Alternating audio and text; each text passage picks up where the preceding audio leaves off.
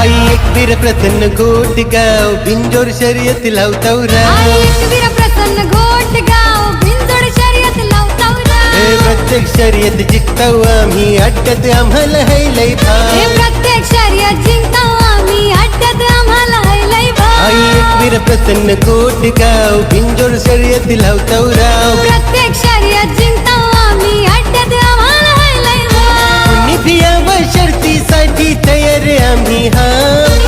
कुणी भियाव शर्तीसाठी तयार आम्ही हाव. अरे तयारी आम्ही हाव.